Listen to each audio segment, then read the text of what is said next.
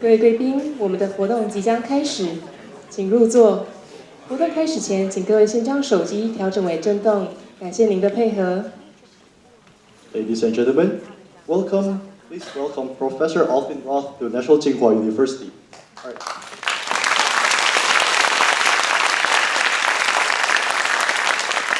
I would like to invite all of you to be seated and switch your mobile phones to silent mode. Thank you for your cooperation.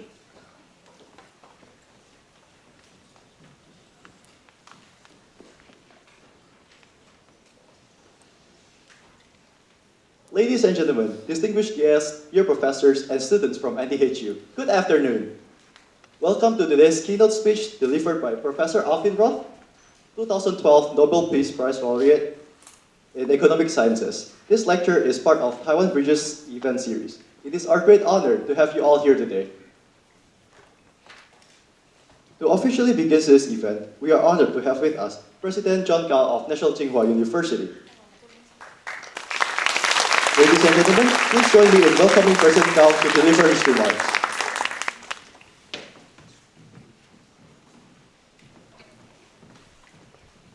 Good afternoon, ladies and gentlemen. Welcome to NTHU.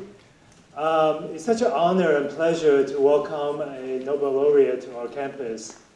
Actually, the relationship of Nobel Laureates and NTHU can be traced back to more than about 20 years to this year.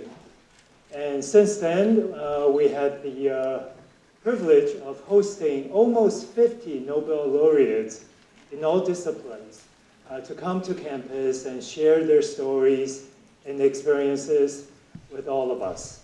So we're very fortunate to be able to work with the Bridge Foundation, this time to welcome Alvin to come and share with us a very interesting topic. Now, of course, NTHU had our own share of Nobel Laureates. We had 3 in our past alum in physics and chemistry. So what we would like to emphasize is our core belief of academic freedom and interdisciplinary collaborations. And we also firmly believe in diversity, inclusivity, and equality. And I think Alvin's talk today will highlight this by sharing with us the intersection between economics, medicine, public policies, ethics, philosophy, and so many more. And I think that is the magic ingredient of success for Nobel Laureate, is to have this free and open environment where disciplines can come together and really tackle challenging questions. So with that, let's welcome Dr. Alvin Roth to our campus, and I personally look forward to his sharing. Thank you. To express our enthusiastic welcome and sincere appreciation, we have prepared a commemorative gift for Professor Alvin Roth. Please join me in giving him Professor Alvin Roth.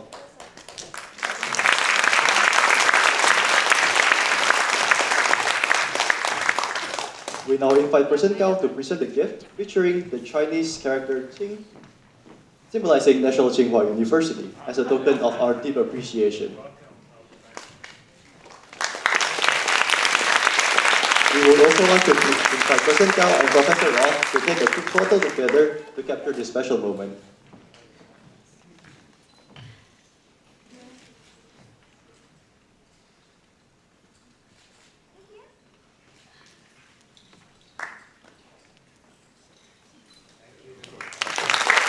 At this special moment, we would like to invite all distinguished guests, faculty members, and students to join Professor Roth for a group photograph. May we also invite Professor Roth and President Gao to return to the audience area and join the group photo.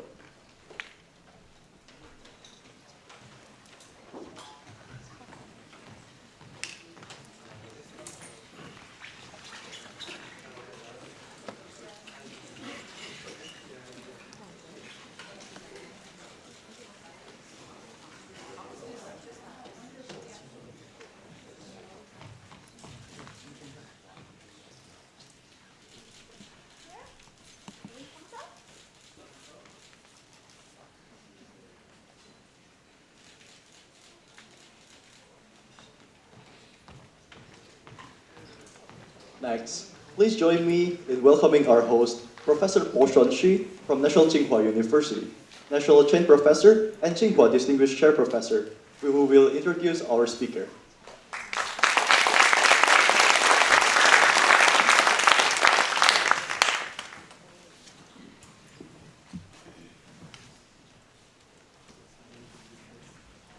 Is it on?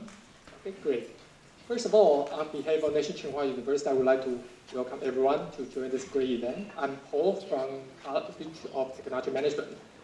On behalf of the university, we are truly honored to be able to learn from Professor Alvin Roth speech today. Let me introduce our Nobel Laureate speaker to the floor first, so you can get some background information. Professor Roth is a Craig and Susan McCall Professor of Economics at the Stanford University, and he is also the George Gang Professor Emeritus of Economics and Business Administration at Harvard University, who shared 2012 Nobel Prize in Economics for the theory of stable allocations and the practice of market design. Professor Roth received his bachelor's degree in operational research from Columbia University and his master's and PhD degree also in operational research from Stanford University in the early 70s. In his early career, Professor Roth worked out not only quantitative methods and published in operating journal, but also many applications to economics, insurance, accounting, and the psychology journal. Professor Roth made a tremendous contribution to the matching and allocation mechanism designs, which can be applied to a wide range of human activities, including marriage, schooling, job search, college admission, organ donation, and auctions. In addition to publishing at the academic journal, Professor Roth has also led several important policy initiatives based on his research. I will just mention two most important ones based on my own study. The first one is apparently the redesign of a national resident matching program in the 90s to design medical school students to help them to find their first job in hospitals. The second is a New England program for kidney exchange. He helped to found it in 2004 to match kidney donors, which allow matched families to donate kidneys to their family members, which save a lot of families, as you can imagine. So this has now become the standard form of transplantation in not only United States, but gradually adopted around the world. In fact, I have got a chance to read many Professor Roth's representative papers, and I got to learn he always motivated his papers by first throwing out the real-world problems, and then developed theoretical solution for such issues. Such an approach really impressed me and reminded me of a sentence I learned when I was a college student from my professor, which I would like to share with all of you. The sentence says the following: "Nothing is more practical than theory." 就中文来说呢，就是说没有比理论更实务的东西了。Let's welcome Professor Roth.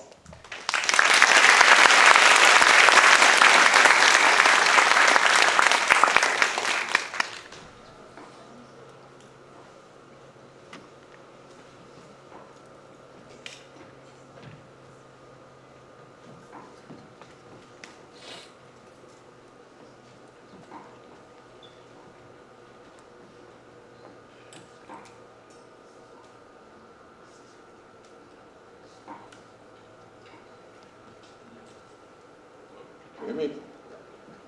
Hear me now? Good.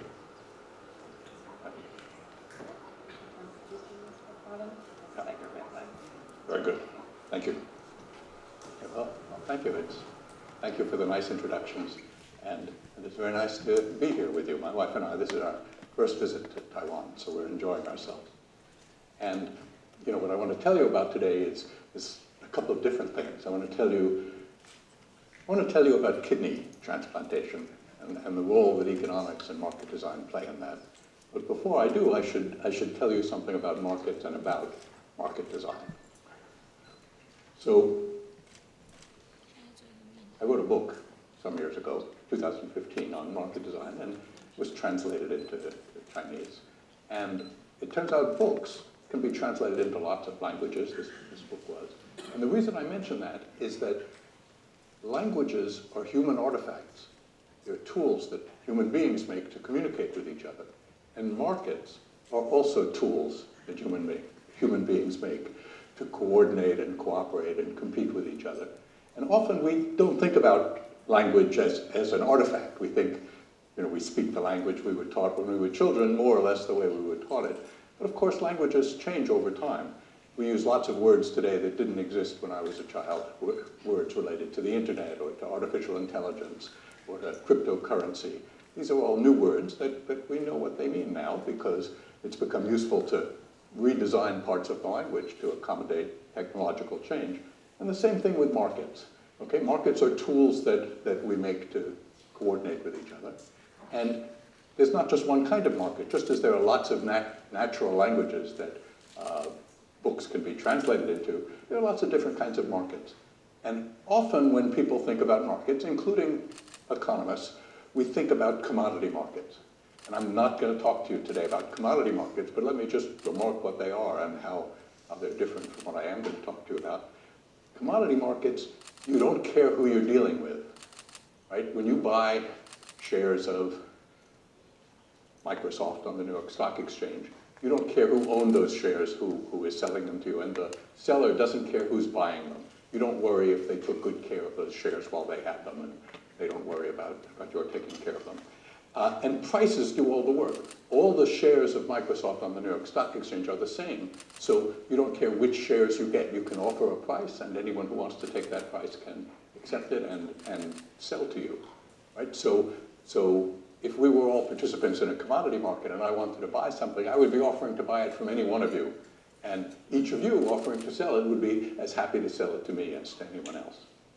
But so prices do all the work. The job of a commodity market is price discovery to get the prices at which supply equals demand at each moment in the day throughout the day for each security or each bundle of wheat or whatever that you're buying on the commodity market. Okay? But in many markets, you care who you're dealing with. Right? In a labor market, you don't just say, we want to hire a professor at National Tsing Hua University, here's the price, here's the wage, and anyone who wants to take that wage can come. Right? When you hire professors at Tsing Hua University, you hire specific individuals into specific departments, and the university cares who they hire, who they make an offer to, and the professors care about the university, which university they might go to. So prices don't do all the work, and there are some, although there are wages, right? We pay professors a wage.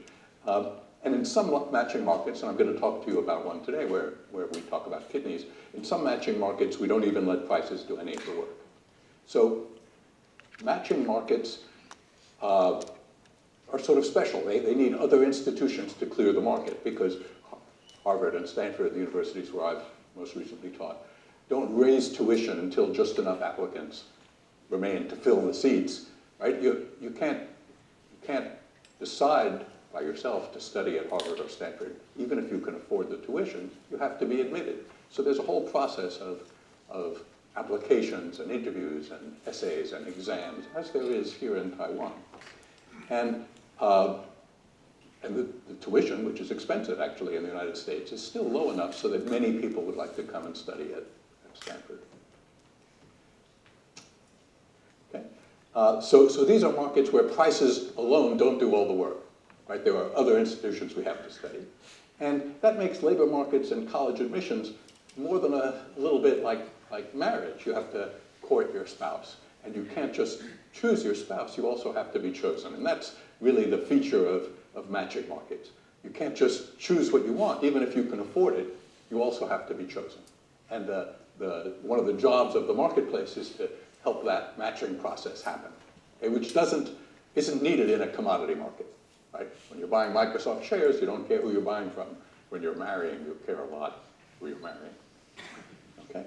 And of course, it's a two-sided matching market. Right? You can't just decide to study at Harvard, you have to be admitted. And Harvard can't just decide who should study there. They have to compete with Stanford, with Berkeley, with lots of other universities around the world. So choices have to be made on both sides. That's part of what's involved in matching. Okay, now, I'm going to tell you about market design. And market design is an engineering part of economics. And engineering is a little bit different than mathematics or science because it's more contingent. So the things I'm going to tell you today about kidneys are ways we are trying to do things now. But in 20 years, we'll try to do things in a different way because technology will have moved on and we'll try to adapt to that. Okay? So let's think for a little bit about how engineering is different than theory in economics and in other things as well. Okay? And again, as I said, the solutions I tell you about today aren't meant to be eternal, they're meant to be contingent. So that's different than mathematics. Okay, let's think about Pythagoras' theorem, which studies right triangles. It studies ancient triangles and modern right triangles, and it studies triangles in ancient Greece and in the United States and in Taiwan and in China long ago. And so it doesn't matter who taught us about Pythagoras' theorem, the theorem is the same, right? Triangles are all the same. But that's not true for engineering artifacts. So for instance, here's a bridge, a Ming Dynasty bridge, so hundreds of years old, that's been maintained right across the strait in Fujian province. And it must be a great bridge because it's still standing. It's been able to be maintained for 500 years. But that isn't the way bridges are built today, even though it was a great bridge. So here's another bridge, which I understand is just opening up soon, next month. And this weekend there were bicycle riders on it. So brand new bridge. Looks very different than the 500-year-old bridge. But it serves a different purpose. It spans a much larger body of water. It's made of different materials. It's expected to carry much more traffic. Right? This will be a good bridge too. And it's not any criticism of the old bridge that the new bridge is now made in different ways.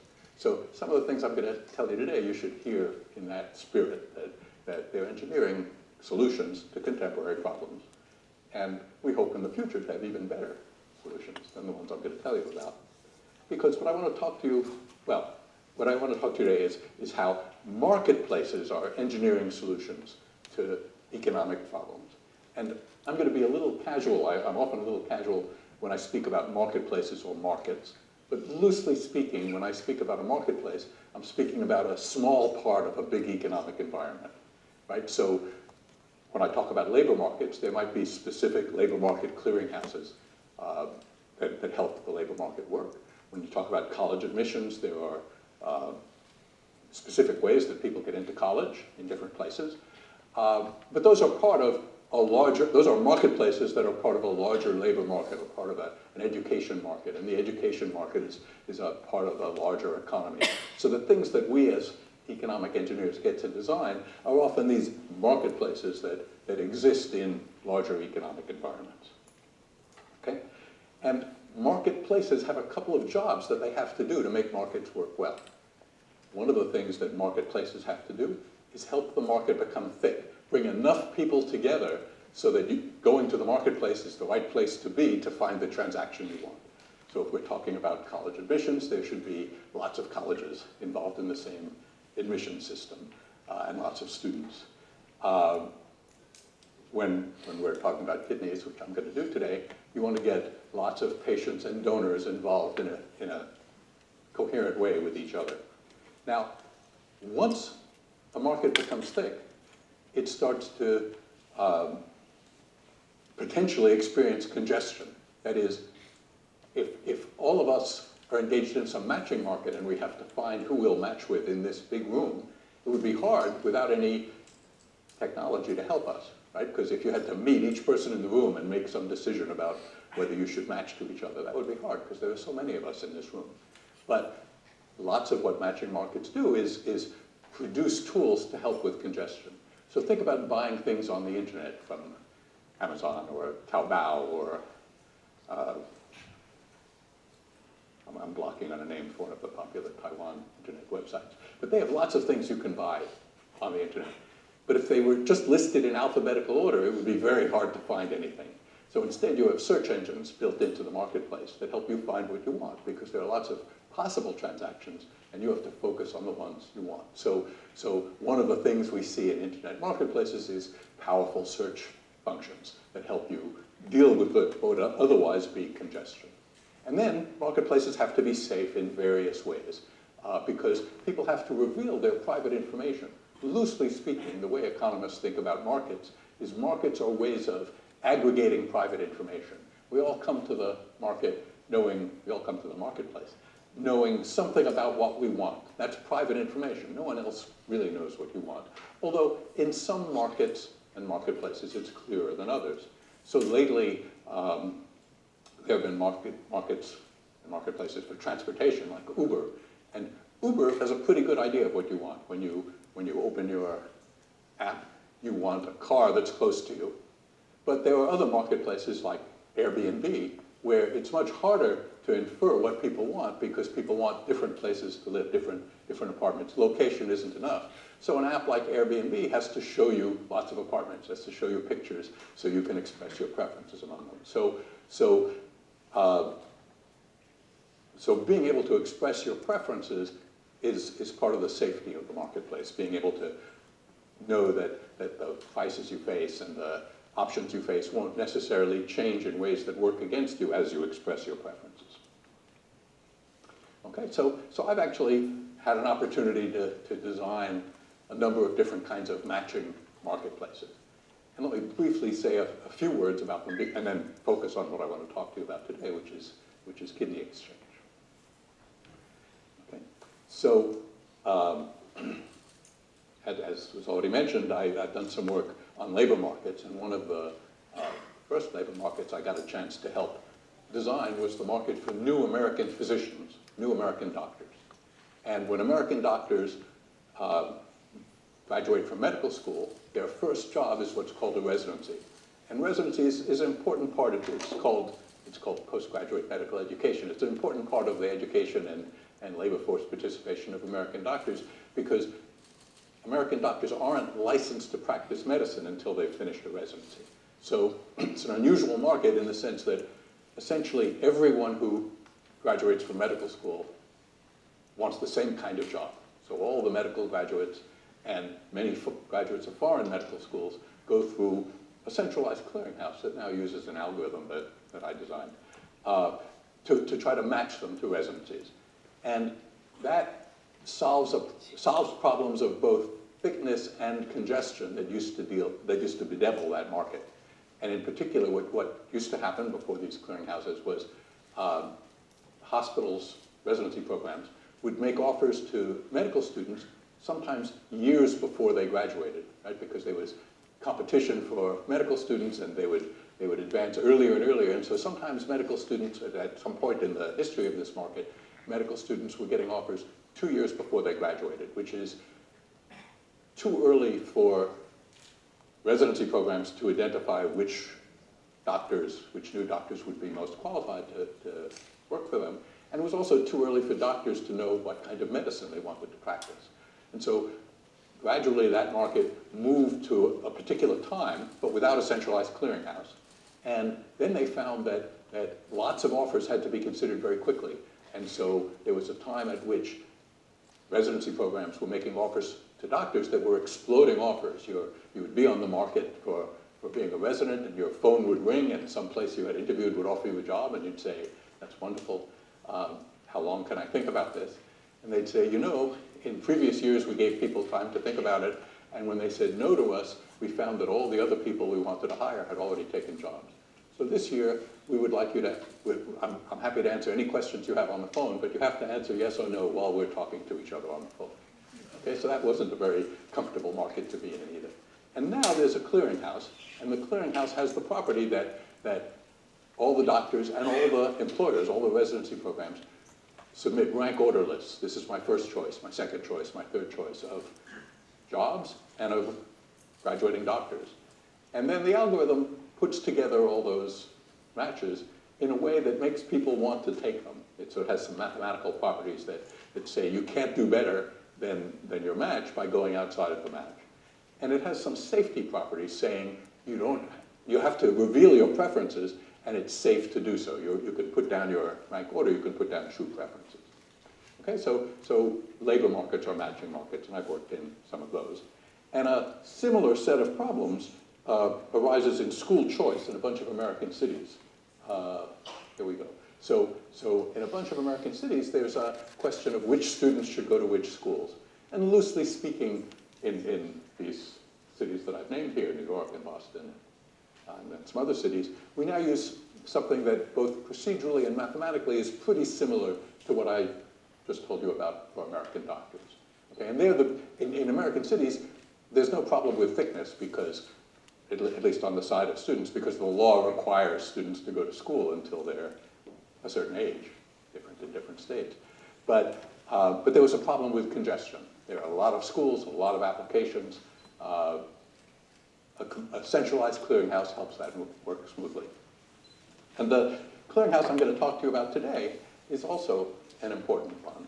And it's important for Taiwan, too, because there's a lot of kidney failure in Taiwan. Right? Taiwan is one of the places with a high incidence of end-stage renal disease.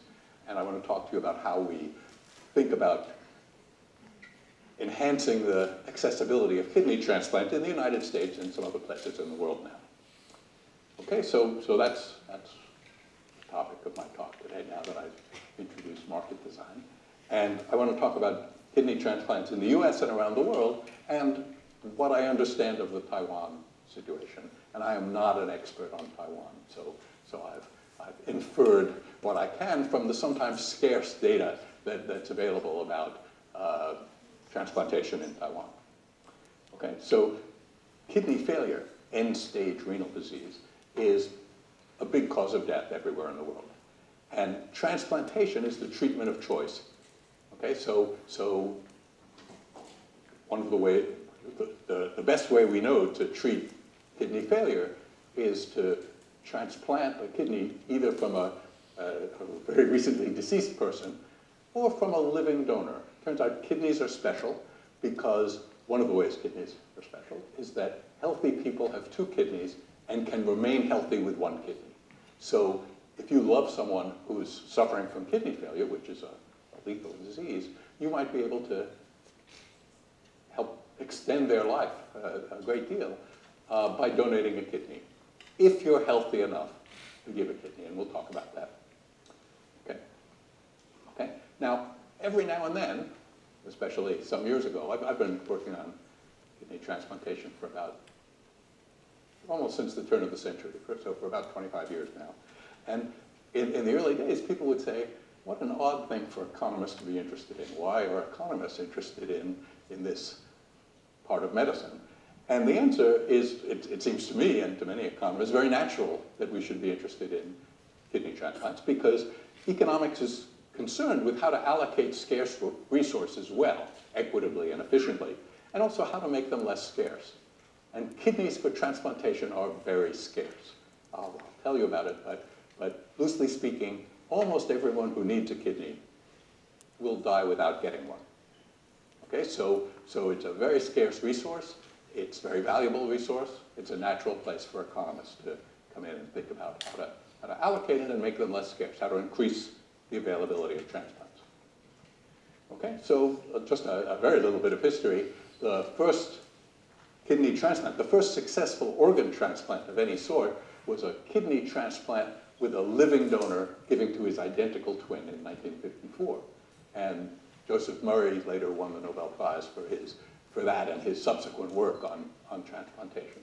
And the reason identical twins were important in the success of the first transplant was kidneys have to be well matched to their recipient. And identical twins, kidneys are well matched. So part of what Dr. Murray got the Nobel Prize for was his subsequent work on making it possible for people who aren't identical twins to get kidneys from each other, to deal with the immune system and how to suppress the rejection reaction that people's bodies have for a foreign object like a kidney. Okay? And of course, I think the first successful organ transplant, but certainly the first successful kidney transplant in Asia was done here in Taiwan in 1968. And it was also a living donor transplant. So here's a picture of transplantation around the world, and it's a little out of date. I'm going to update it for you, but this one is a 2021 picture in which I don't have Taiwan, and I'll tell you about that in a moment too.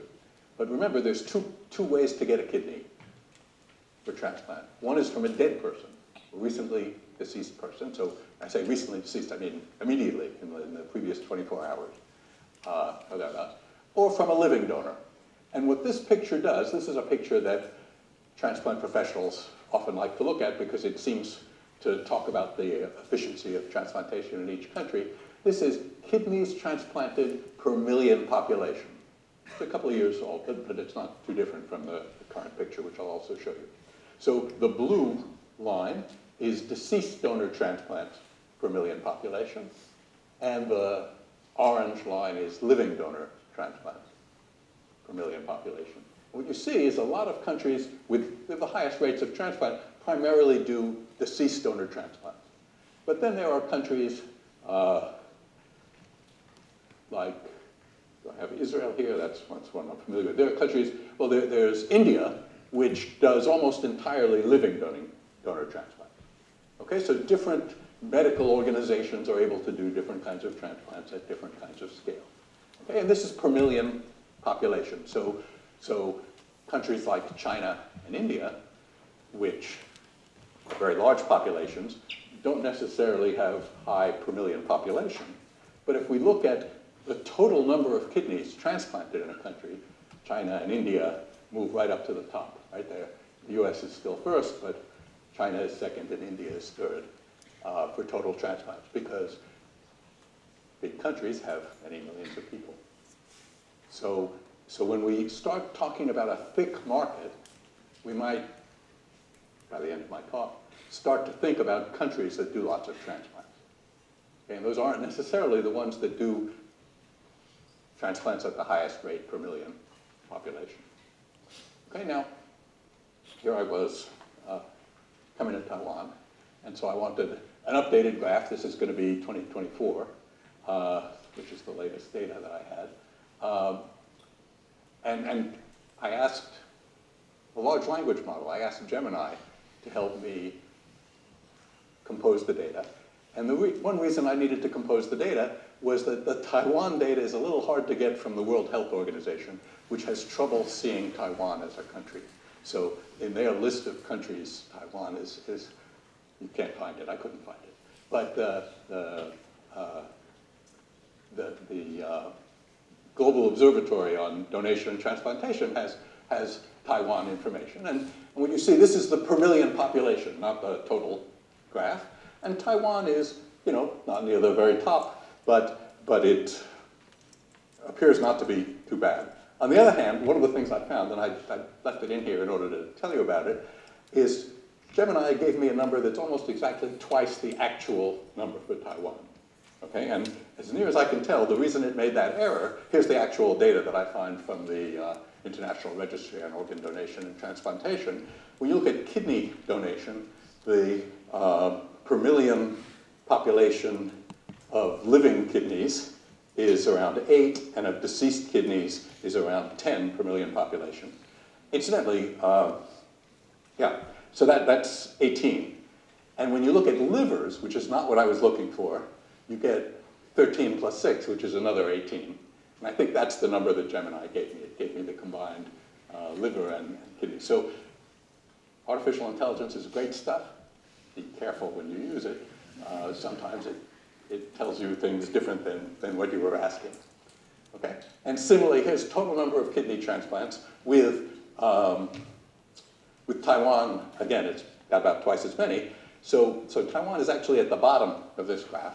And I say that to point out that Taiwan is not going to have a naturally thick market for transplants. So here's a paper that gives a 2026 update on the data for Taiwan. And it says Taiwan faces a critical organ shortage. Over 8,500 patients are awaiting kidney transplants. You only do 430 a year. Okay, so Taiwan, like everywhere else in the world, is not doing enough kidney transplants to take care of its patients. Okay, and indeed, Taiwan Here's a paper from 2022 saying that Taiwan has the highest incidence and prevalence of end-stage kidney disease worldwide. Okay, so there's a shortage, a serious shortage of kidney transplants in Taiwan. But Taiwan is far from alone at that.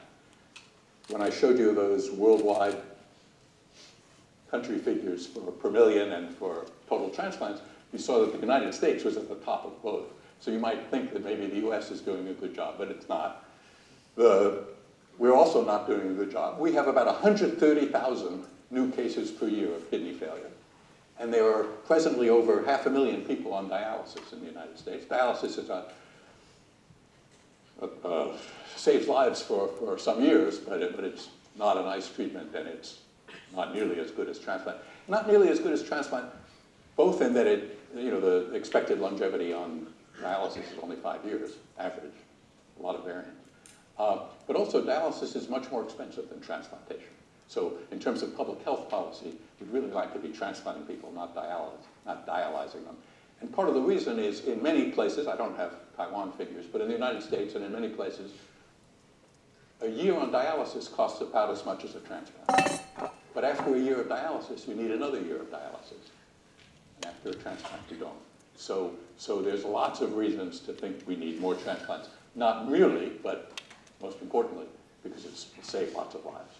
Okay, so here we are. We have 500,000 people, more than that on dialysis, 130,000 new cases a year in the United States, but we only do 21,000 deceased donor transplants a year and 6,500 living donor transplants. So we have 130,000 new cases a year, but we only do fewer than 30,000 transplants a year. So most people who will need a transplant in the United States, in Taiwan, everywhere in the world, will not get one, will die without getting one. Okay, so, and it's not just a problem in rich countries. Millions of people die worldwide from kidney disease. Okay, now when economists see long waiting lists, right, there's 100,000 people on the waiting list for kidney transplant in the United States. And there would be many more on the waiting list if being on the waiting list had a better chance of giving you a transplant. We worry that, there must be something that's not working, and one thing that sometimes works to increase supply is the price mechanism. But it turns out paying a living donor for a kidney is illegal almost everywhere in the world. Also, in most of the world, but not in Taiwan, paying expenses for deceased donors is illegal. But the single exception about living donors is the Islamic Republic of Iran, where there's a state-sanctioned market for kidneys. On another day, I could tell you much more about that. Okay, so here's a piece of the American law. It says it's unlawful for any person to knowingly transfer any human organ for valuable consideration for use in transplantation. Okay. And so the question is, how can we, for the moment, at any moment in time, the question is, in keeping with the law, how can we increase the accessibility of transplants in the United States? Right? Gary Becker, the late Nobel Prize winner in economics from Chicago, used to say to me, there's no shortage of kidneys, everyone has two. There's a problem with the price mechanism. And indeed there is, but these are problems that we have to take into account as we try to make incremental improvement. Okay? And it's not just the US. Here's a statement from the Council of Europe, the human body and its parts shall not as such give rise to financial gain. And that causes many countries to also not be so generous to families of deceased donors, of which Taiwan is an exception, right? So the Taiwan law, as I understand it, is that funeral subsidies can be paid for deceased donors, funeral subsidies of 100,000 new Taiwan dollars. So that's a step towards making transplants more accessible, but they're still not very accessible in Taiwan, partly because the restrictions on who can give a kidney to whom are very severe in Taiwan, right? So in Taiwan, I cannot give you a kidney, even if I love you. Only a member of your appropriately defined family can give you a kidney. Okay, so that's something to think about too, about the shortage in Taiwan. Okay, but now let me tell you about kidney exchange, because sometimes someone in your family or someone who you love is dying of kidney disease, and you would like to give them a kidney because you love them. And you're healthy enough to give a kidney. Not everyone is, so there's a careful screening process to make sure intended donors are healthy. But still, you might not be able to give the person you want to give a kidney to a kidney because it's a matching market. Your kidney has to match theirs. It has to be compatible in various medical ways, and it might not be. Okay? So kidney exchange is meant to overcome those incompatibilities. So here we have a picture of donor 1 loves recipient 1 and would like to give her a kidney, but they have incompatible blood types. Turns out blood types are not the most serious kind of incompatibility, but they're the easiest to show on a slide like this. And donor 2 would like to give recipient 2 a kidney, but can't because recipient 2 needs a blood type A kidney, and that's not what donor 2 has. But you can see from the picture that we need a blood type B kidney and a blood type A kidney, and we have them. So a kidney exchange is an exchange of kidneys between 2 patient-donor pairs so that each patient gets a compatible kidney from another patient's donor, another patient's intended donor. So that's kidney exchange. Okay, now remember, I just showed you the piece of the National Organ Transplant Act, the American law, which says you can't give valuable consideration for a human organ. So you might look at kidney exchange and think, that sure looks like valuable consideration. You know, a kidney is being donated. And so we started doing kidney exchange in the US around the year 2000. It wasn't until some years later that, 2007, that Congress passed an amendment to the National Organ Transplant Act, which says the preceding sentence, that sentence on the left, doesn't apply with respect to human organ paired donation. And paired donation turns out to be a term of art for kidney exchange. It keeps the word exchange out of the law, but what it means is kidney exchange. And so 7 years after we started doing kidney exchange in the US, the law was amended to make clear that it's legal. Okay, so it's legal in the US. And if you've been following American politics, you know how rare it today would be to have a law passed unanimously. Okay, no one voted no on this. So the people who object to paying for kidneys in the United States, paying the donor, don't object to kidney exchange. And it turns out kidney exchange is also legal in Taiwan. Okay, here's a 2019 law which says that it's legal. The regulations for the administration of living donor kidney exchange, donation, and transplant was passed to expand the accessibility of kidney transplants. Okay? Now, my understanding is that although it's legal in principle, very few kidney exchange transplants have happened in Taiwan. Okay, so there are still complications about who is allowed to donate to whom, and maybe other complications that from my great distance I don't fully understand. But that's something to think about. And one of them is, who can give a kidney to whom? But another thing to think about is the logistics of kidney exchange, because it turns out it can be a market that gets congested. So here's a picture of half of a simple kidney exchange between just 2 pairs, like I showed you. Okay, so here's the kidney. There I am in the yellow gown, keeping my hands out of the way so no one hands me anything. And the kidney is going into this gentleman. And at the same time, this is in Cincinnati, Ohio, and at the same time in Toledo, Ohio, the other half of the exchange is going on. And when I say at the same time, I mean literally at the same time. This surgeon is a man named Steve Woodall, and after the operation had been prepared, after they were ready in Cincinnati, he called up Mike Reese in Toledo, who's doing the other half, supervising the other half, and he said, Mike, we're ready in Cincinnati. That is, we've successfully anesthetized both the donor and the recipient, and we've made the initial incisions, and everything has gone well, and we're now ready to do the nephrectomy, to take the kidney. Are you ready in Toledo? And when he's told that they are ready, then both nephrectomies happened and both transplants happened. And the reason they do them simultaneously is if you can't give valuable consideration for a kidney, that means you can't write a contract on a kidney. So doing it simultaneously makes sure that both parties that gave a kidney get a kidney. But what that means is that even this simple surgery, the simplest kind of kidney exchange between just 2 pairs, requires a lot of logistics. it requires 4 simultaneously available operating rooms and 4 simultaneously available surgical teams to do the 2 nephrectomies and 2 transplants, right? So it's hard to coordinate. And what that means is it's hard to scale up to a national scale how many transplants you can do through kidney exchange, okay? So one of the things we had to learn to do was non-simultaneous kidney exchanges. And it turns out in the United States, we have about 500 non-directed donors a year, kidney donors, living kidney donors, who want to give a kidney to someone and don't have a particular person in mind, right? So they feel moved to give someone a kidney because they know there's this terrible, deadly shortage. So I'm going to tell you about non-simultaneous chains. But first, let me just emphasize for a moment why we do those simple exchanges that I've been talking about up to now, why we do them simultaneously. Suppose we didn't. This is a counterfactual. We always do these simultaneously. But suppose we didn't. So on day 1, donor 2 successfully gives a kidney to recipient 1.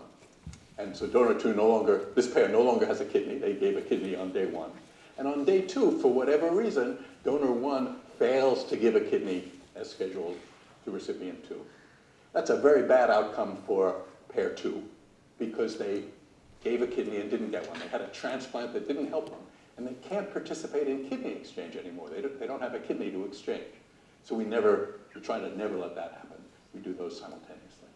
But now suppose there's a non-directed donor who comes. Non-directed donor doesn't need a kidney in return. Okay? So the non-directed donor can give a kidney to this pair before they've given a kidney. And if for whatever reason, same reason as in the previous picture, if donor 1 fails to give to recipient 2, that's very disappointing. But it's not tragic because donor 2 and recipient 2, they're still a patient-donor pair with a kidney to exchange, so they can participate in kidney exchange tomorrow or next week. Okay, so it makes the cost of a broken link much less costly, and therefore we can start to experiment with long chains. And indeed, some of the chains can be very long. Mike Reese, who's really one of the heroes of this story, he was the guy off camera in Toledo, Ohio. He organized the first non-simultaneous extended altruistic donor chain. And it had, at the time it ran, it had, I think, 20 people in the picture. And Helena McKinney, the last lady in the picture. Oh, so this is the picture in the New England Journal of Medicine, and this is the subsequent picture in People magazine when they allowed themselves to be identified. And Helena McKinney, the last lady in the picture, she had blood type AB. So it was a mistake to ask her to wait because for various reasons it takes a while to find an AB match in the kidney exchange pool. But we didn't know that. We didn't fully appreciate it at that time. So we asked her to wait, and I think she waited 3 years and was still willing and added another dozen people to the picture. So chains can do a lot of good work. Now, they were controversial originally, and many European kidney exchanges don't allow non-directed donors. But in the US, we get about half of our total kidney exchange transplants from chains started by non-directed donors. Okay? And why are chains so important, aside from the fact that they can be long and get a lot of transplants? It's because they help us match the hardest to match candidates. So here's a visualization of a snapshot of the data set from a kidney exchange that I work a lot with,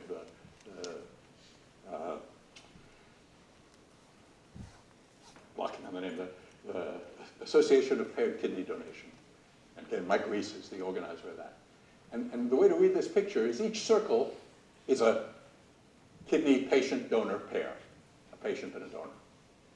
And an arrow goes from one circle to another if the kidney of the donor in the first circle is compatible with the patient in the second circle. And what you see is there's just a small number, colored in blue, of pairs that are easy to match. They have a lot of compatible kidneys that they could get. And the rest are sort of hard to match. And in this picture, incidentally, everyone, all the donors and all the recipients have blood type A. So none of the incompatibilities here are due to blood type incompatibility. They're all due to antibody incompatibility, tissue type incompatibility, because human beings can develop antibodies to human proteins. And if you have antibodies to my protein, then you can't take my kidney, essentially. Okay? So what you can see is, this is not a very thick market, it's sort of a sparse market. And small countries, or countries with small kidney exchange, are going to have trouble matching lots of people who won't find a match. It's easy to match these blue to each other. They're compatible. But it's sort of a waste to match them to each other, because the way to match hard-to-match pairs is partly to match them with easy-to-match pairs. So often what you need is a big marketplace. Okay?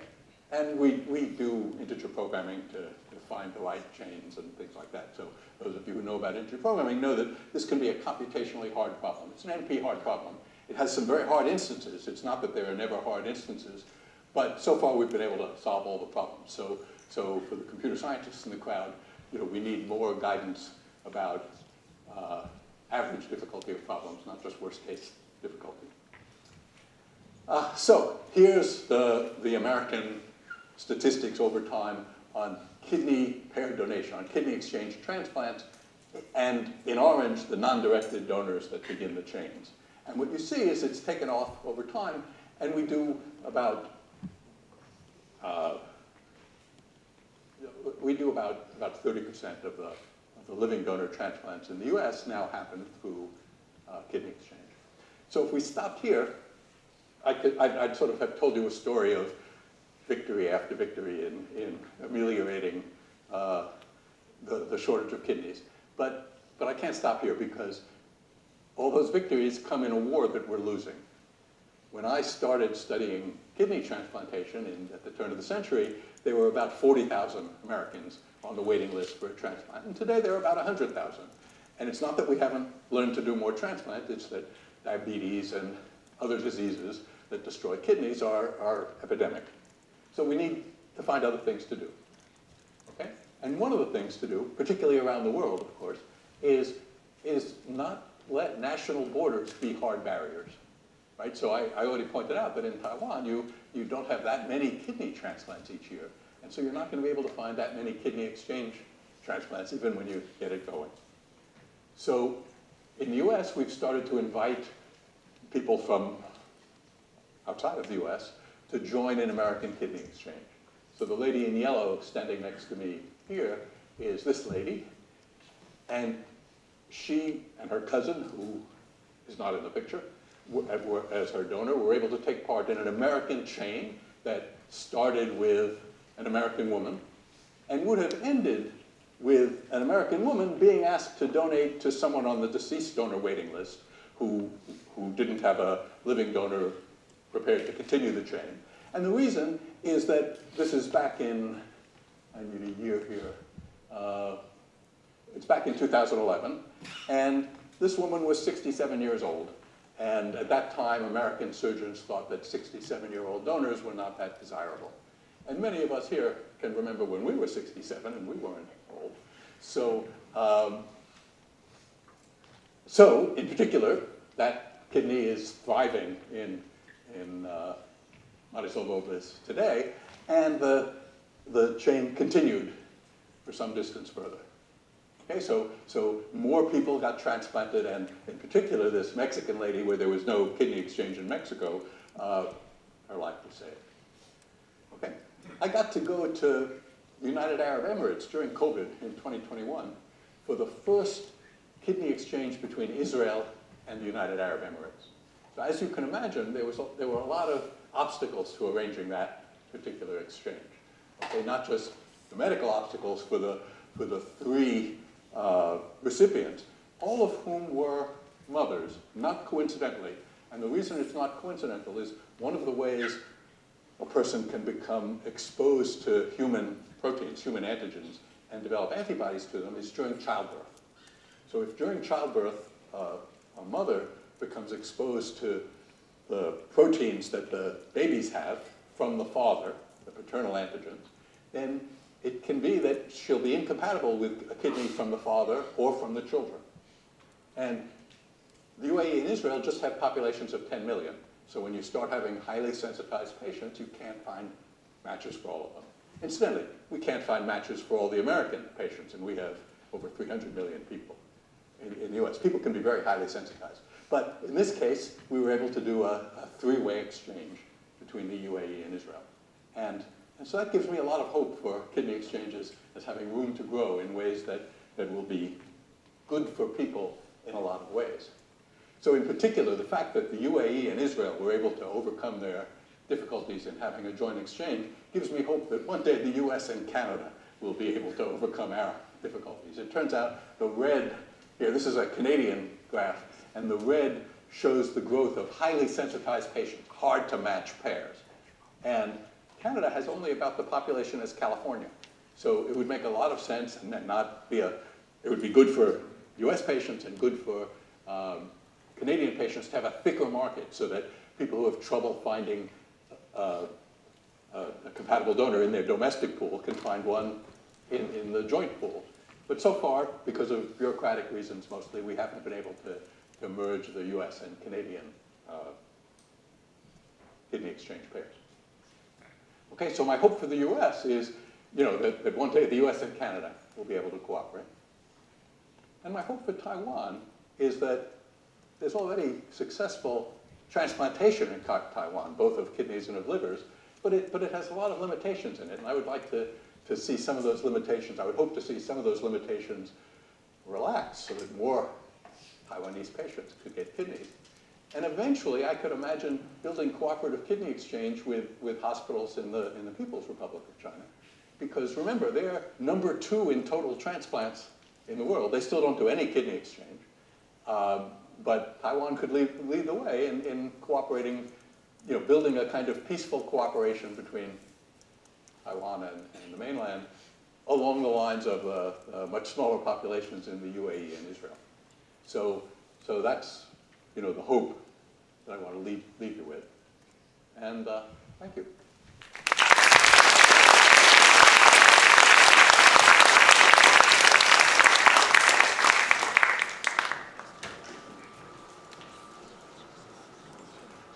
Thank you, Professor Roth, for that inspiring and insightful lecture. May we invite Professor Roth to return to his seat?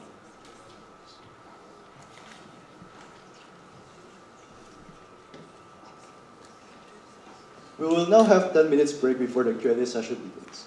The Q&A session will be conducted via Slido.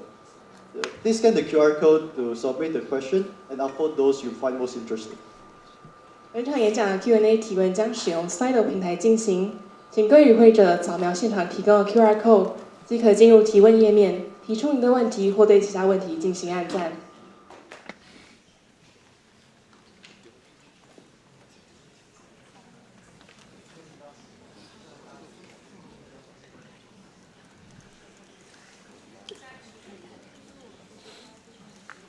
我们现在休息时间到35分，请各位3:05，不好意思。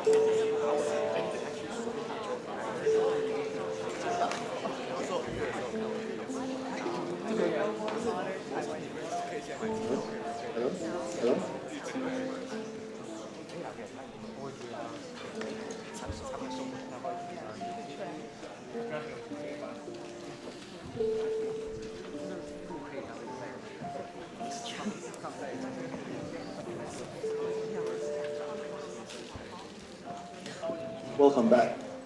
Before the Q&A session begins, we would like to give a special thanks to Academia Sinica, TSMC, and various universities and corporate for their generous sponsorship. We now open the floor for Q&A session. We have also prepared a selection of questions submitted in advance by participants during online registration.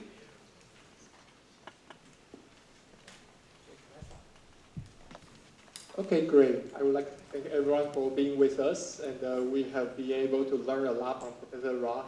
And now it's time to, in fact, we have solicited some questions earlier, and of course you are welcome to give your question. I will try my best to summarize your question into one and see if we have time for Professor Roth to give.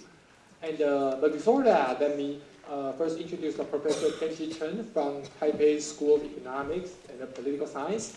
And so, Professor Chen, do you want to share some thoughts and some comments with Professor Roth? Yeah, thank you. I would just like to take the opportunity to thank Professor Roth for the really excellent speech to our students. Many of our students from TSC are present here. I would just take this opportunity to ask a question which Professor didn't have a time to touch, but I think it's very important for us. In addition to the kidney exchange and maybe the university entrance mentioned, all these are very relevant for Taiwan's policy. But the other thing is marriage. I understand that you have read many of your papers on marriage. And then with the situation this country is facing now, as you has alluded in many of your papers, that the age of marriage, the time that people get married, kind of keep postponing. It used to be 22, but now 26, but now it's all over 30. I think the men will marry on average at the age of 32. Women is about 28. So that naturally will give a very low fertility rate after the marriage. So some people will even sort of give up on the marriage when they get out of university as a PhD. By the age of 39, and they probably think about sort of just giving up this option and focus their life. So it is a very serious problem because of the fertility rate and then all these demographic issues. So could you just briefly comment on that and maybe what kind of thing we should think about reversing this very serious problem?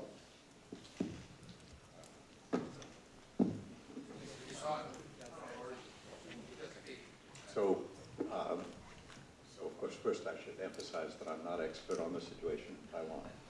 But problems like this are, well, this phenomenon of increased age of marriage is, we're seeing it around the world, and partly it has to do with increased participation in the labor market of women, and so the question of organizing careers and family is a complicated one. And my colleague, Claudia Golden, who just won the Nobel Prize in Economics, Claudia Golden teaches at Harvard, one of her takes on the subject is that it's a problem for women of distinguishing between what she calls dads and duds. And what she means by that is not all the cultural norms have shifted together with the increased participation of women in the labor force and focus on careers. And so that disproportionate share of work in the home and of raising children still falls on women, even when they have careers of their own. And Claudia's analysis of the problem is that if men had already evolved to the point of being able to take a larger role in household production, that there'd be less of a problem in getting marriages. Thank you.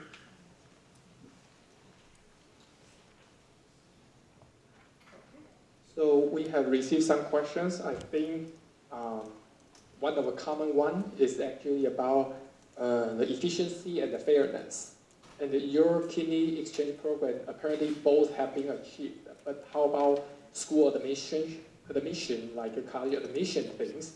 And as an economist, how would you recommend to solve between efficiency and fairness, especially like ethical issues involved? Okay, so markets to work well need social support. And if for no reason other than that, and that's not the only reason, but for no reason other than that, therefore, fairness is very important, right? Not just efficiency by many measures. And in a place like Taiwan, where you have, for college admissions, where you have a national exam, I understand. That in many ways speaks to fairness issues. People who do well on the exam do better in college admissions. On the other hand, there's almost surely a correlation between exam preparedness and socioeconomic status. So people from wealthy families will have people likely to do well on the college exams, and people from big cities probably have more access to preparation for the exam. So even with a meritocratic system like an exam, which yields quantitative measures, there can still be problems of fairness, which is, when you look at who ends up in which colleges and where. So we have these problems in the United States too. We don't have a national exam, but I teach at a fancy American university, and probably around half of our students come from the top fifth of the income distribution families. So we worry about that. We don't have a great solution yet. Right now, American universities are under intense political attack. So there's also some self-examination going on about who we deserve to be attacked. And some of the answer is that maybe we should have more than a few percent of people from the lower quintiles of income, family income, among our students at the top universities. But we haven't figured out a way to do that because, by and large, students from poor families have gone to poor high schools. So I've been involved in trying to organize school choice in American cities. And part of the problem there is we worry that people who grow up in poor neighborhoods will be condemned to go to poor schools, using the word poor two different ways there. And that contributes to intergenerational poverty, which is a problem that we haven't solved in the United States, but we'd like to. So trying to make the municipal school systems more transparent is meant to be a first step in getting more people from lower socioeconomic status families to be eligible to go to Harvard.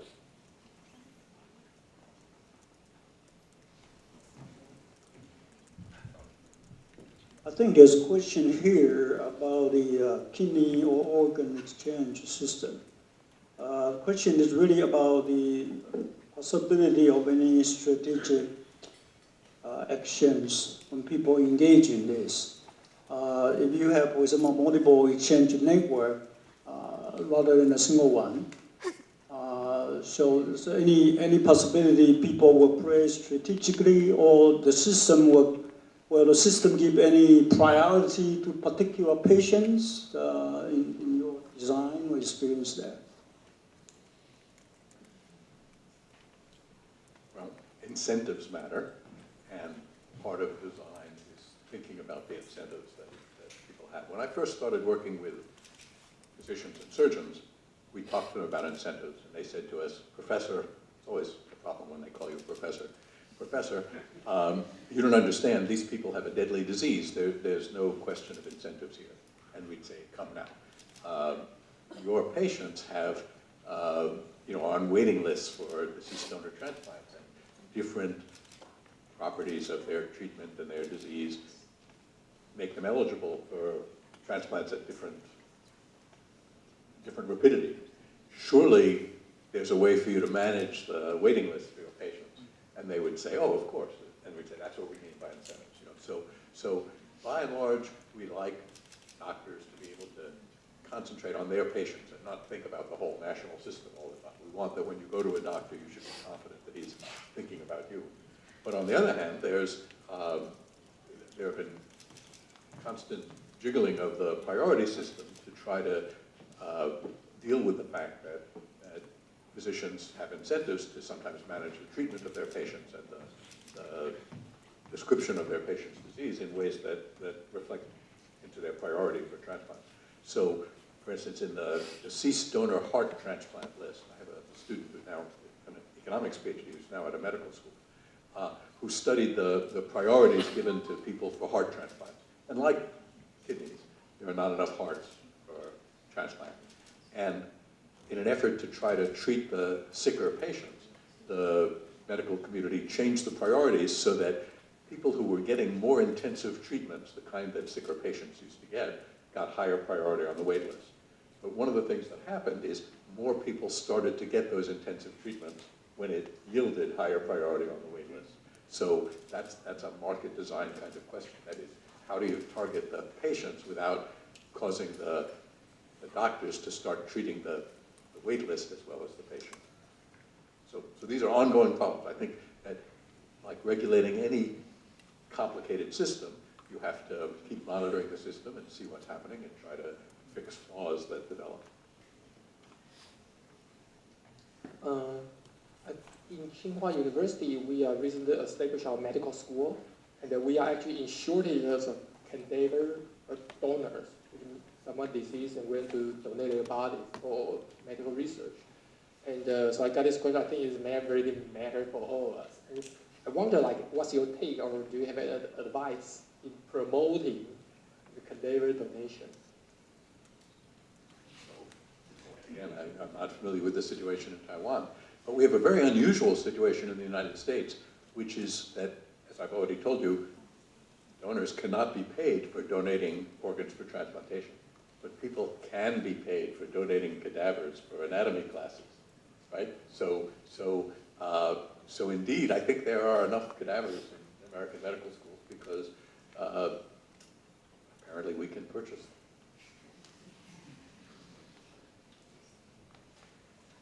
Yeah, it's kind of similar question here because the economists always talk about price, right? The incentive coming from the price. So do you see these? Chicago economists always talk about that. So so it's all this experiment. Is the price long price, or its price can play any useful role in your sort of design, that even if there's some of the moral issue that involved, even that can be sort of designed to help things work, right? Absolutely. So periodically, legislation is proposed in the United States that would allow us to be more generous to donors. Right now, there's a piece of legislation being sponsored in Congress that's called the End Kidney Deaths Act. It has a very ambitious name. But what it intends to do is to give an income tax credit over a period of 5 years or 10 years, I forget, to non-directed donors, to the people I told you about who start these long chains. And I would like to see that happen. In other words, as an experiment, we could start to see whether that increased the number of non-directed donors. There's only 500 a year of them, so we're not talking about a big expense in any way. And if it would increase the number of non-directed donors, that would increase the number of transplants. And we could start to think about maybe there are other ways we could be generous to donors to make it easier for people to donate.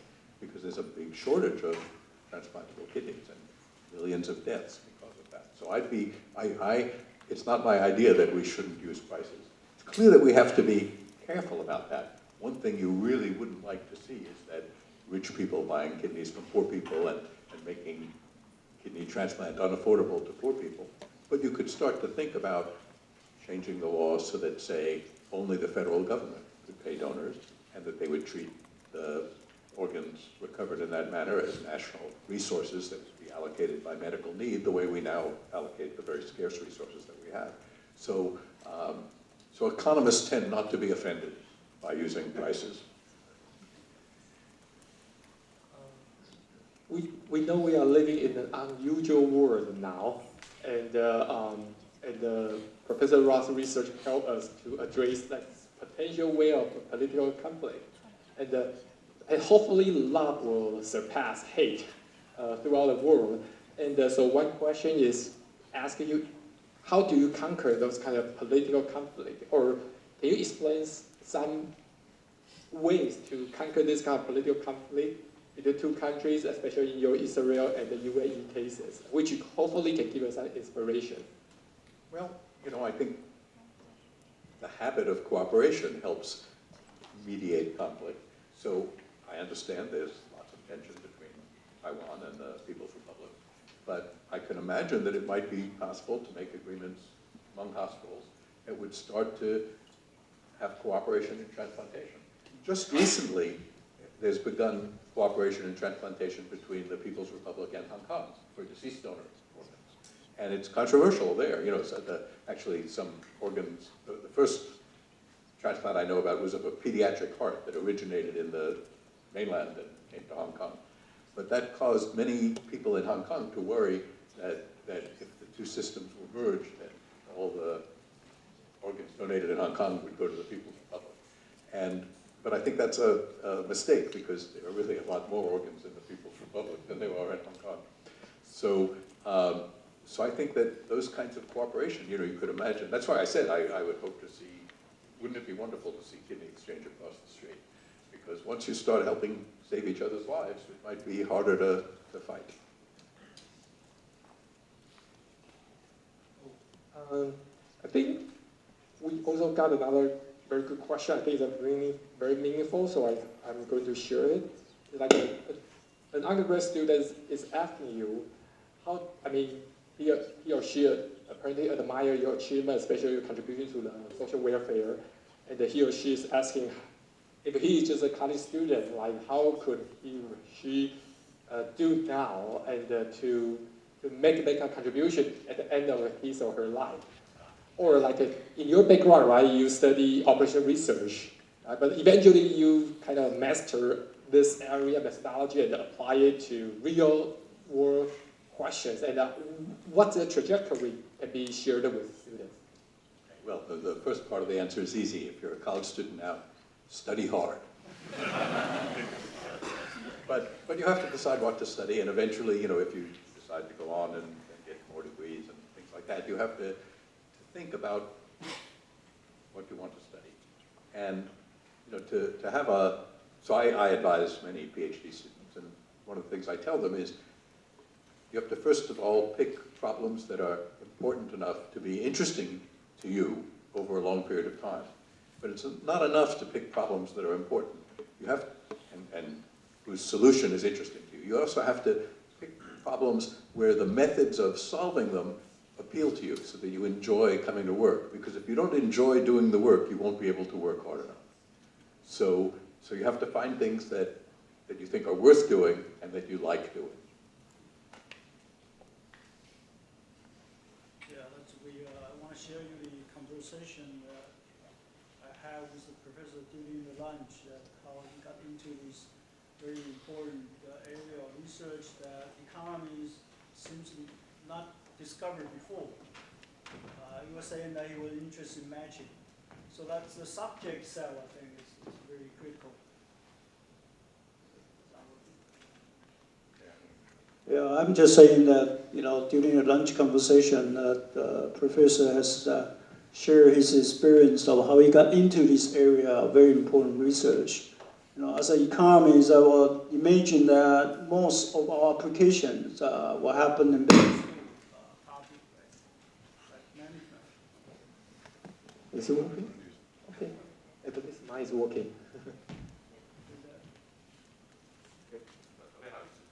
Yeah, so eventually I think the topic, you know, this game theory and the matching theories really work wonders in the medical practice. And that saved many lives. I think that's the really tremendous contribution to human society. So this is how the idea and how the theory itself, you know, can really work wonders. So that's I think the inspiration that we all got today from his speech. Are we doing the time? Or is some more questions? Okay, yeah. Then maybe let me ask the final one. It's about how to balance between academic research and the real world applications. Apparently you have excelled in both areas, but like in the mid part of your career, like what made you decide to allocate sufficient part of time and in applying your methodology to the real world? And maybe that's helpful to all our students, right? When they study hard today, they know, oh, what kind of mathematics engineering I study now can be applied to future problems. So it's hard to give advice of that sort. In my career, I got my PhD in 1974, and I'm aware that the 7 makes it seem that that was a long time ago. but I didn't start to do market design until my phone rang one day at the University of Pittsburgh in 1995. So before that, you know, when I speak of market design, I use the word design in two different ways. What I talk to you about today is design as a verb. I've helped design some markets. But design is also a noun. Markets have some design. And what I had done prior to 1995 is study the designs of many markets. And one of them was the medical labor market. So one day my phone rang and they were having a crisis and they asked me to redesign the marketplace. So I didn't hurry to change the world. And maybe that's a good model, maybe it isn't. But it took a long time before I felt I knew enough about this problem so that I could help fix it.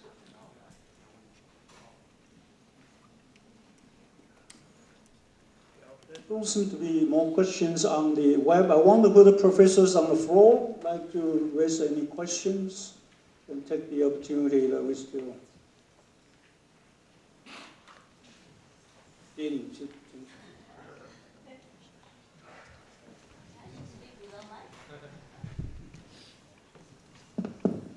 Thank you so much, Professor Roth, for your insights. And as a lawyer, certainly part of my brain is being opened. And so this may sound a little bit lawyer's questions, but let me put it this way. Further to the question raised by Paul, how to promote the donation.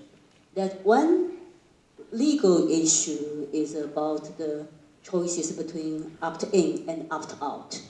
That I know it's more relevant to the deceased donor rather than the living donor, I think. But so the idea is that perhaps the government can, I don't know, require an active consent or to register into the system, or the government can assume the willingness to donate unless choose otherwise. So.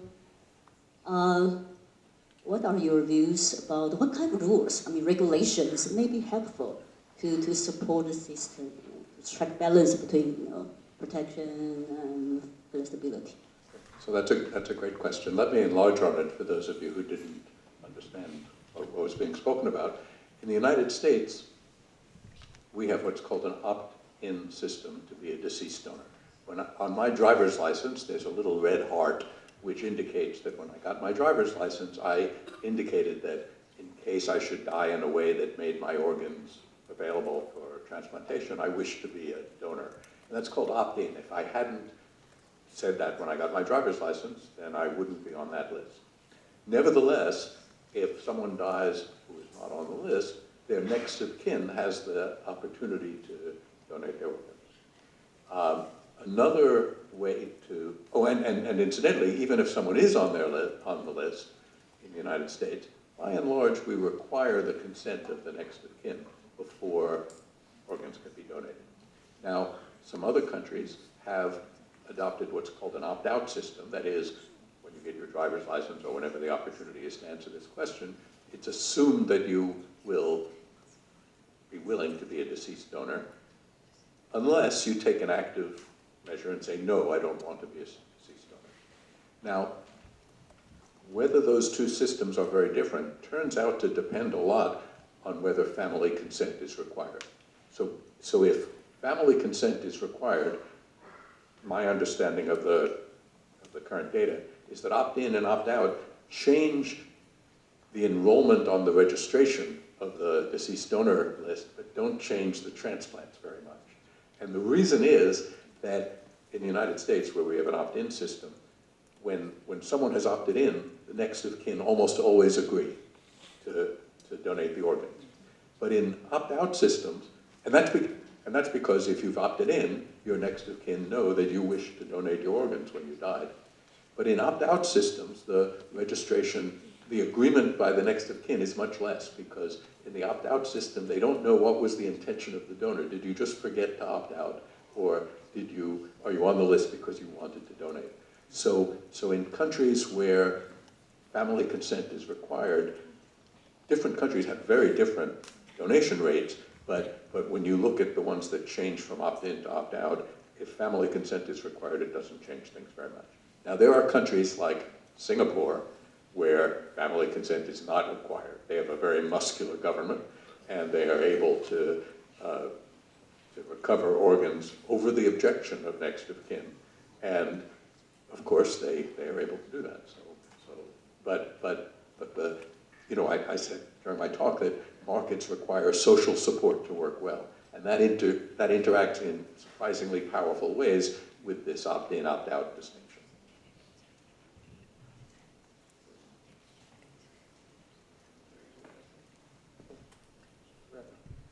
Okay, great. I would like to thank everyone for all your questions and yeah,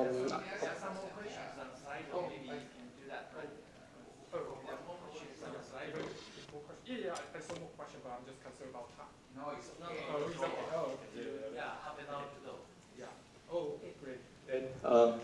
Then indeed, like 2 or 3 questions about human misbehaviors or irrationality, right? And how does that kind of irrationality affect your market design, and how do you conquer that both theoretically and empirically in the mechanism design? And would you want to share some? Well, so let me answer by giving an example that I think is not what you had in mind. It's easy and convenient in many economic models to model people as selfish. Not because we think people are selfish, but because that's an easy thing to do. You say, how much money does everyone get in each situation, and they're trying to maximize the amount of money. Donating a kidney is costly, not in money necessarily, but in, you know, it goes through an operation. So one of the things we worried about when we started to have non-simultaneous chains of kidney donation is whether, if on Tuesday your sister, who you wanted to give a kidney to, but you weren't able to, but she gets a kidney from someone else, when Thursday comes around, will you still be willing to give a kidney, or will you have changed your mind? And it turns out very, very few people change their mind. So one way to think about that is human beings are quite a bit nicer and more reliable than economists normally give us credit for. And, you know, a deal is a deal. Once your sister gets a kidney, you feel obliged to continue the gift. Turns out it's not quite that simple. Not everyone in a non-simultaneous chain is part of a non-simultaneous segment of the chain, right? Some surgeries happen at the same time in groups of 2 or 3, and some people are delayed. It turns out the nurses have to think you're reliable before you're nominated to be someone who can wait after your patient has gotten a kidney and be relied on to give a kidney, you know, further, to pay it forward. But nevertheless, the renege rate on kidney donation in this kind of environment is less than 2%. So the average chain that begins with a non-directed donor has 10 people in the picture.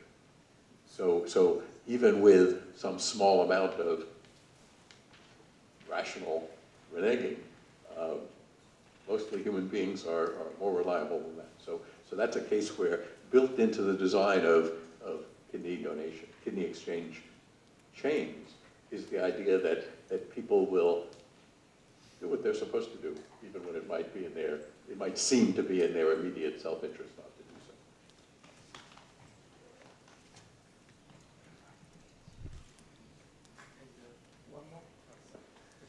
Yeah. And the one more important question I got, shared by 2 or 3, is that we all know AI, right? As you show us today about the user misuse of AI, and then what's your perspective about the use of AI and how AI reshape our research career, especially now it turns out some AI can solve mathematical problem, like MP hard, that kind of thing. I mean, hopefully one day. And so what's your overall take of AI, and what's the future in your mind? You know, the future is the hardest thing to predict. I'm a techno-optimist. I mean, in the long term, and that phrase long term is going to carry a lot of weight in what I'm about to say. In the long term, I'm an optimist. I think that when you look at the long span of human history, human beings are living longer, healthier lives than we used to, even 100 years ago. And of course, a lot of labor market churning has gone on in that time. In 1900, half of the American labor force worked in agriculture, and today it's only 2%. So a lot of great jobs went away, and we don't miss those jobs. You know, when it's raining, we work indoors now, you know, which is fine. But in the short term, the disruption was pretty severe. A lot of people were displaced from their professions by the mechanization of agriculture. And you know, the same thing can be said about the replacement of horse and buggy with, you know, with internal combustion engines, and with the replacement of brick and mortar stores with internet commerce. So I anticipate that there are going to be some bumps on the road as we figure out how to use artificial intelligence. But I'm optimistic that we'll like it once we get used to it. Now, also though, its shiny uses, the things we hope it will do, may not come as smoothly as we expect. Think about things like email. When email was first created, it was lovely to send and receive emails from people you knew.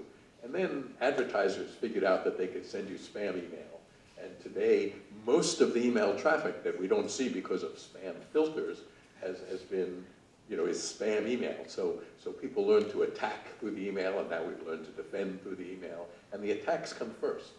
So I imagine that we're going to see some malign applications of artificial intelligence, and those will be painful, and we'll have to learn to adapt and defend.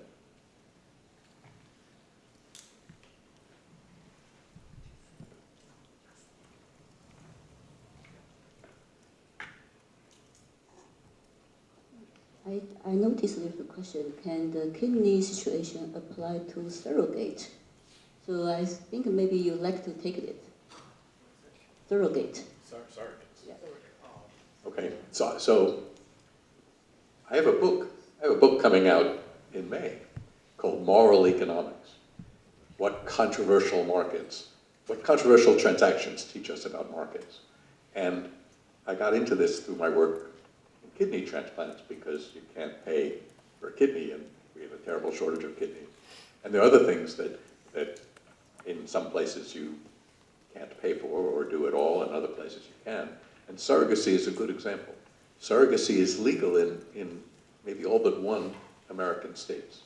I think Louisiana may still have a law against surrogacy. But that means that if you're trying to start a family and you're not fertile between you, you can come to California and you can be the intended parents of a surrogate baby, and the California birth certificate will have the intended couple's name on the California birth certificate. On the other hand, here in Taiwan, surrogacy is not legal. And at least until recently, even in vitro fertilization was regulated to only be between married couples, things like that. But one of the things about markets needing social support to work well is bans on markets also need social support to work well. And so banning something in Taiwan that's legal in California means there are going to be babies. And if you ban surrogacy in Taiwan, it doesn't mean that there won't be any surrogate babies born to Taiwanese parents. And often the laws against something like surrogacy are made in an attempt to protect vulnerable people. And the thought of people who make laws against surrogacy is that the vulnerable people who we're protecting are the women who might be surrogate mothers, might be the bearers of the surrogate children. But of course, if the ban doesn't work perfectly, then there will be babies, and no one is more vulnerable than a baby. So in the countries that completely ban surrogacy, like many of the countries of Western Europe, they've had to come to terms with what to do with the babies. Where should this baby go home? This baby who was born in violation of the German law or the French law or the Spanish law against surrogacy. And the family courts often reach the conclusion that the baby should go home with her parents. That's a good place for babies. And so so although surrogacy is banned, they find ways to allow the parents to adopt their baby. So this question of what's allowed and what isn't allowed is a complicated question, but it's related to the question of what you can accomplish and what you can ban effectively and what things you can't ban effectively. So I'm not here to tell you what's the right thing to want, but it's very hard to ban surrogacy when it's legal in the United States. And then it was legal in Ukraine, which is now out of the market because of the war, but it's legal in other places in the world as well. So that's my first thought on surrogacy, is that when we try to regulate things or to ban things, we have to think not just what's the intent of our policy, but what are the consequences. Professor, maybe when your speech talking about Iran, it probably has been the only country which allow the organ trading, right? Can you explain a little bit about the background of the very unique sort of regulation in that country? Well, so remember, it's not just markets that need social support, but bans on markets. And in most of the world, it's against the law to pay a donor for a kidney. But there are black markets. And the black markets often work outside of the traditional medical institutions, outside of hospitals. So some of the black markets are very dire. That is, they're doing nephrectomies, surgical removal of kidneys, and transplants, surgical placement of kidneys, outside of hospitals. So when I was in the UAE, I talked to nephrologists who said before there were these laws against paying for kidneys, some of their patients used to go to Pakistan and come back with a transplant. And they assumed that their patient paid for a kidney in Pakistan. But they came back from a recognized Pakistani hospital with a full report of what had happened and of the donor, and their treatment when they got back to the UAE could be seamlessly continued. They said after it became illegal in most of the world to buy kidneys, some of their patients still went to Pakistan. And now they came back with a kidney, but with no medical report, and often with opportunistic infections, which is sometimes potentially lethal diseases. So that they were still going to Pakistan, but that it was hard to continue their treatment because they were much sicker when they came back than they used to be when they were in hospital. So you ask about Iran, and again, you know, it's over my pay scale to tell you what the laws should be. But in Iran, all the nephrectomies and all the transplants are conducted in real hospitals, in world-class hospitals, and people get fine treatment from all accounts. So for some people, many people in the transplant business and related, they think it's a bad thing. It's simply a bad thing to pay for kidneys. But other people, and I would count myself among them, that think that what's really a bad thing is to have kidney transplants going on outside of hospitals. So I think there's a lot to be learned from Iran in that category. I received like 2 or 3 questions about internationalization and globalization. It used to be like we have some UN or international organization which can be in charge of this kind of cross-border collaboration. But due to current situation, we also see the fail out or like weaken the roles of those organizations. And I guess their common theme is ask you about in your market design, both theory and the practice, like what's the role of this kind of international organization, and what's your expectation for the involvement of those organizations in the long run? Hopefully the world will get more peaceful in the future. Well, so that's a tough question because international organizations sometimes take positions that I approve of, and sometimes they take positions I don't approve of. So I was just in Cairo, Egypt, for a consensus conference on international cooperation in transplantation. And the World Health Organization, an international organization, not only don't they like payment to donors, they really don't like that, they also have for a long time argued that countries should be self-sufficient in transplantation. And to an economist, that's a very odd position because as I already told you, I think it's a great thing that the UAE and Israel cooperate on transplantation because they're each too small to do it by themselves.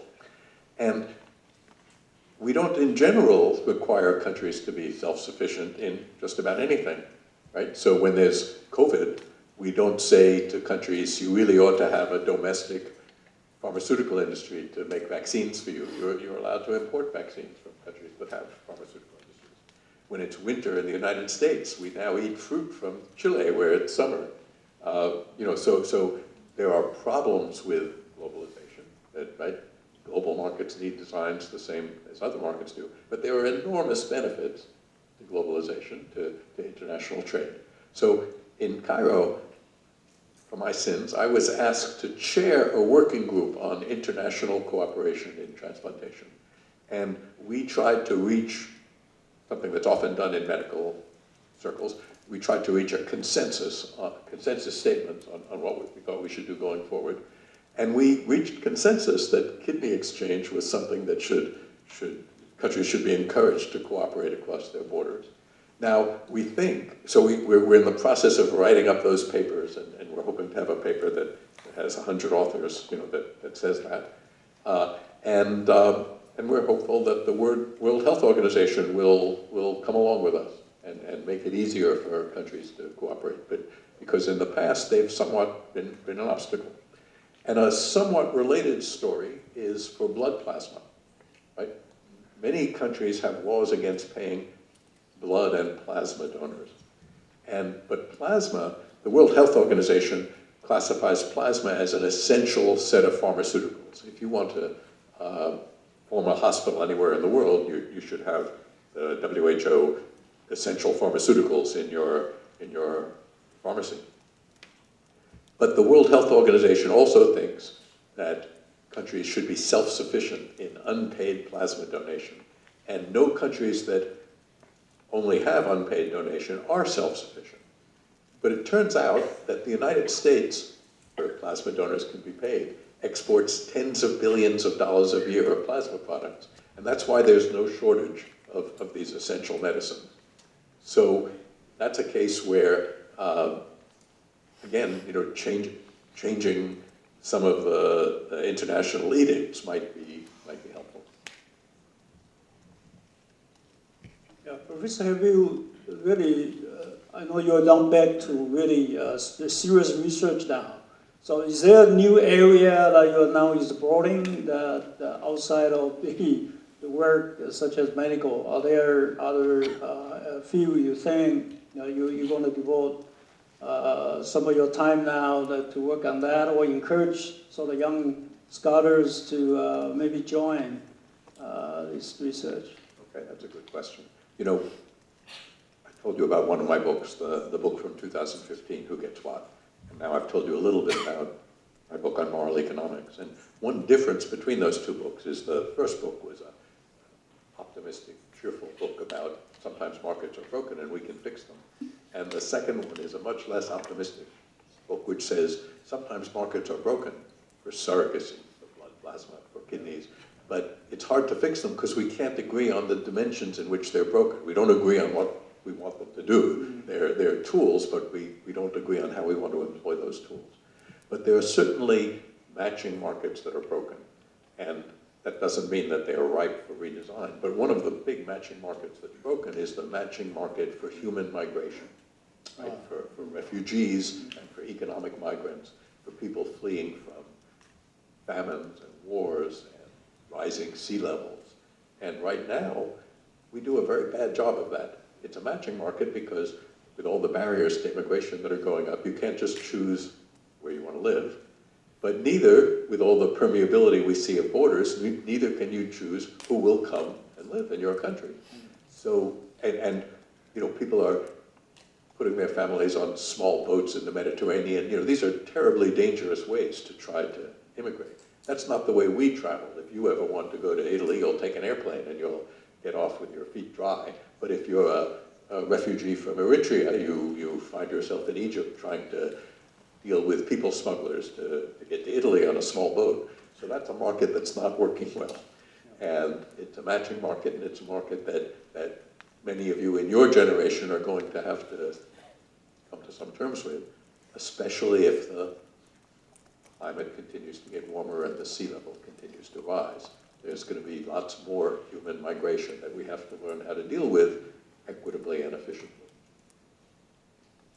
So that will be the country or short of population, or short of young people.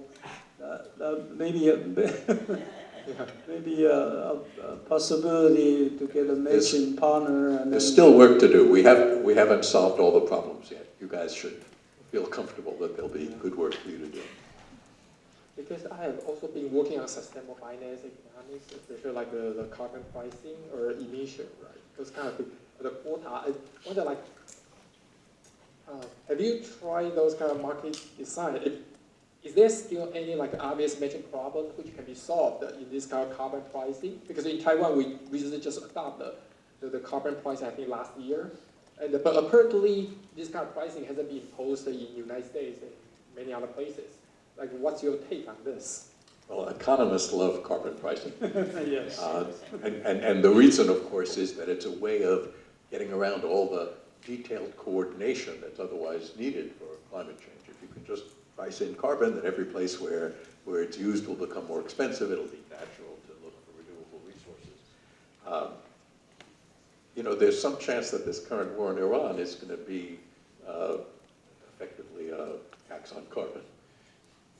So we'll see what happens. You know, maybe the outcomes will not be all bad.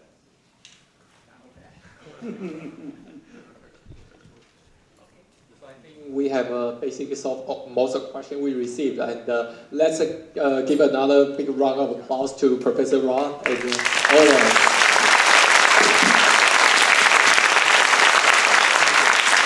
Thank you, Professor Roth, Professor Chu, and Professor Chen for the engaging discussion.